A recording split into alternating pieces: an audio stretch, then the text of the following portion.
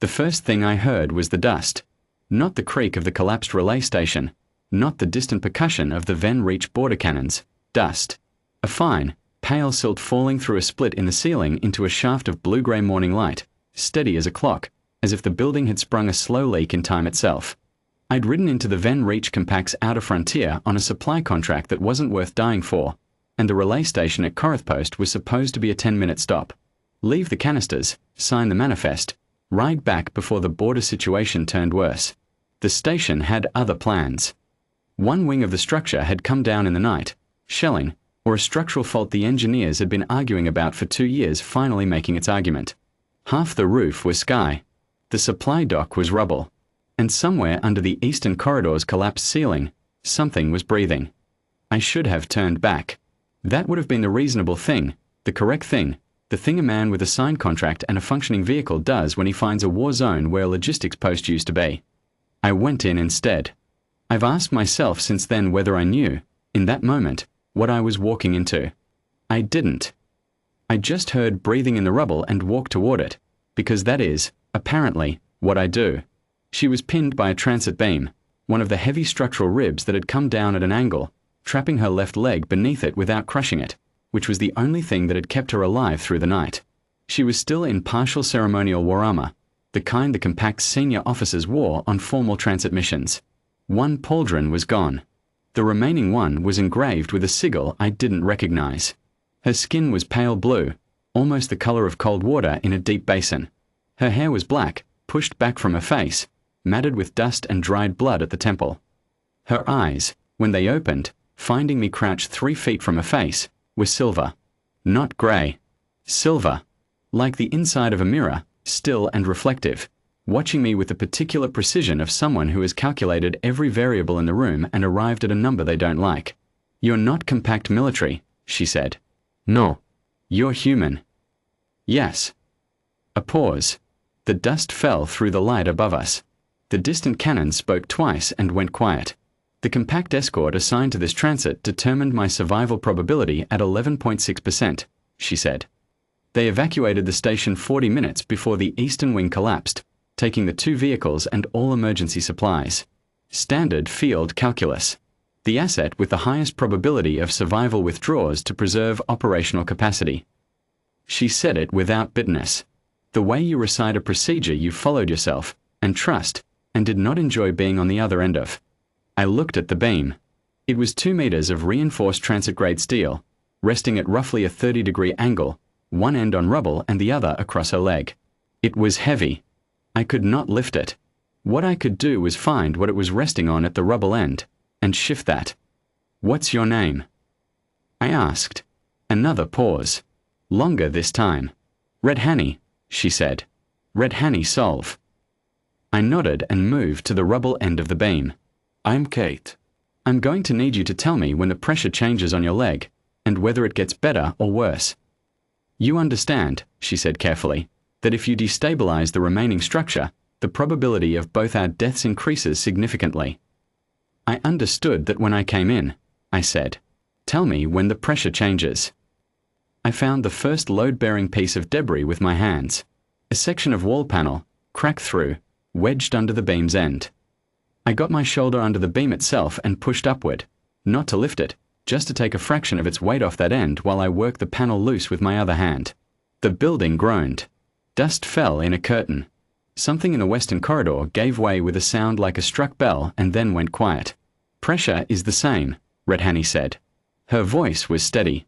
I would learn, later, that she was managing a hairline fracture in the fibula and a deep laceration on her calf that had bled through the night before clotting. She had not mentioned either. Good. I got the panel loose. The beam settled, slightly, toward the new gap. Her end rose by perhaps 4 centimeters. "Better," she said. I moved down the beam toward her. Found the next piece of debris. Did it again. The structure complained. The ceiling split another inch and blue-grey morning light poured through wider, and for a moment I could see her clearly. The dried blood, the mirror eyes, the careful stillness of a person in pain who has decided not to perform that pain for anyone, least of all herself. "Why are you here?" she asked. "Supply contract. Canisters of mapping fluid for the survey teams." You're not obligated to do this. No. My people made a calculation, she said. It was not an unreasonable one. They're not cruel men. I know. Then you understand that staying is. Ret Hanny.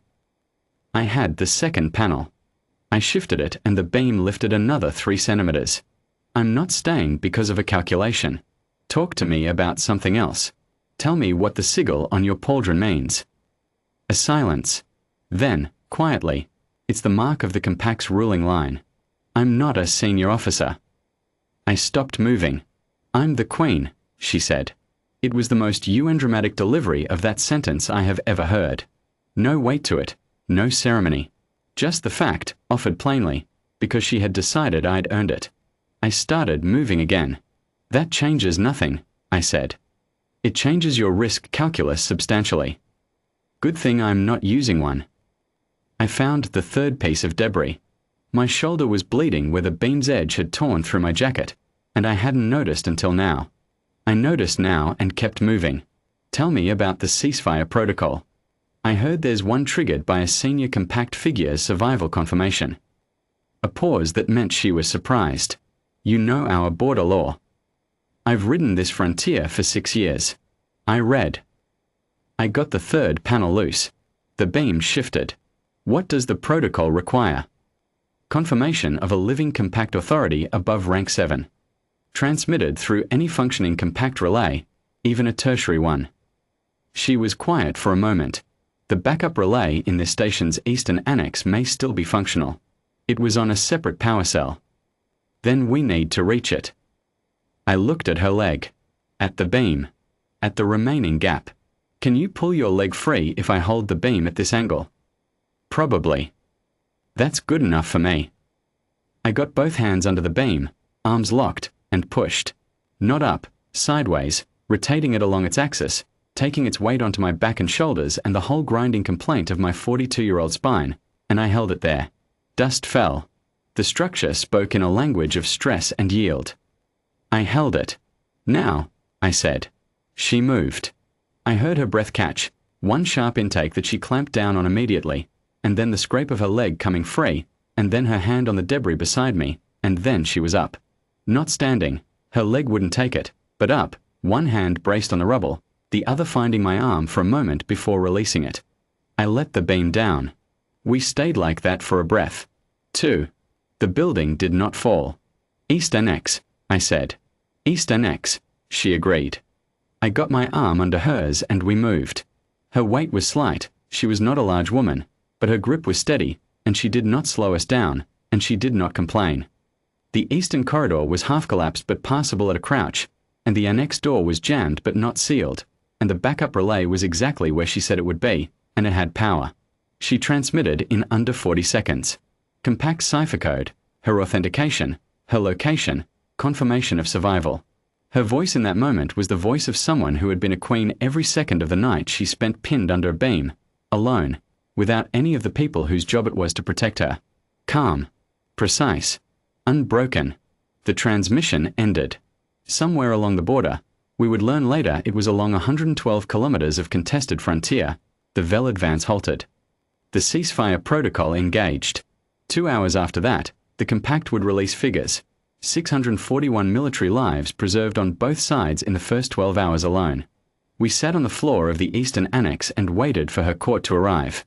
My shoulder had stopped bleeding. Her leg had not, but she had taken the field dressing from my pack without asking and applied it herself with the efficiency of someone who'd done it before. You didn't ask my rank, I said, at some point in the waiting.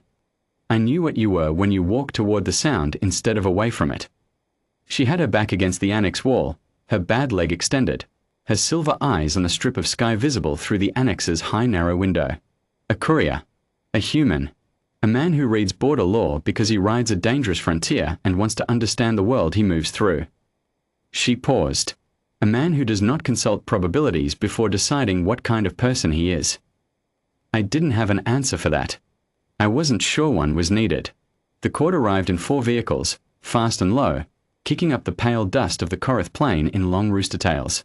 Soldiers, medics, 3 advisors in formal grey. They came through the annex door in a controlled rush and stopped when they saw her sitting on the floor, alive, with a human courier beside her and a field dressing on her leg. The lead advisor, a tall compact male with close-cropped silver hair and the expression of a man managing several kinds of relief and alarm simultaneously, started to speak. Redhani held up one hand. The room went quiet. She looked at me for a moment. Then she looked at her court, at the soldiers, the medics, the advisors, every person in the room who bore rank and wore compact colors and whose job, in theory, was to ensure exactly this outcome that had instead fallen to a human courier with a sore shoulder. "His name is Cade Morrow," she said. "Remember it." That was all. The medics came forward then and she let them, and the advisors moved, and the soldiers secured the perimeter, and the machinery of a queen's survival and a ceasefire's consolidation began its organized motion.